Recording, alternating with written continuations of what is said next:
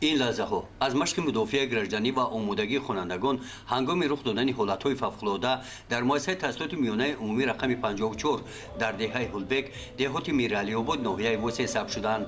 طبق نقشه تصدیق نموده شورای کمیته حالت‌های فوق‌العاده و مدافع گردنی در ناحیه وسه مشق مذکور با ترتیب مقرر گردیده از جمعیت عمومی در آوردن پرچم ملی و خواندن سرود ملی جمهوری تاجیکستان آغاز یافت. قسمت دیوم مشق مدافع گردنی اوید معین نمودن دانش نظروی خوانندگان نشان داد که در این مؤسسه تعلیمی خوانندگان در سمت حالت‌های فوق‌العاده و مدافع گردنی دانش خوب دارند. تکیه با دانش عملی کاری اشتراکچیان را آسان گردانید.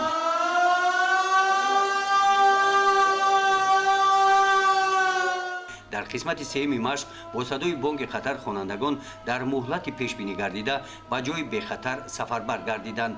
بعد جمعشوی رهبران دسته‌های نجات‌دهی و رهبران صنف‌ها از نتیجه سفربری حسابات دادند.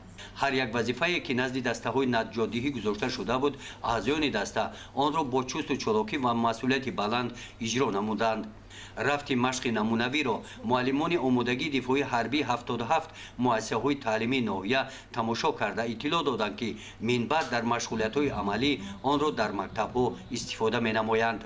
чорабинӣ асосан аз се марҳила иборат буд. Марҳилаи аввал яъне огоҳ намудани ҳайати роҳбарикунанда, марҳилаи дуюм бошад яъне амали ҳайати роҳбарикунанда мебошад ва марҳилаи сеюм бошад кӯчондани хонандагон аз минтақаҳои хавфнок ба ҷои бехавф.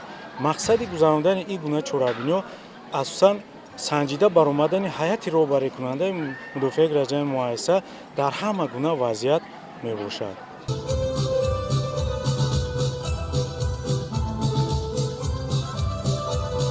در جنبه صدام رهبریت شعبه معارف ناحیه شعبه کمیته حالت‌های فوق‌العاده و مدافع گردنی تاجیکستان در ناحیه وسه اشتراکچیان بهترین مشق نمونوی با سپاسنامه‌ها قدر کرده شدند. گزارش خوجا نظریف خدای نظر ظهورов از ناحیه وسه برای برنامه اطلاعاتی نوید.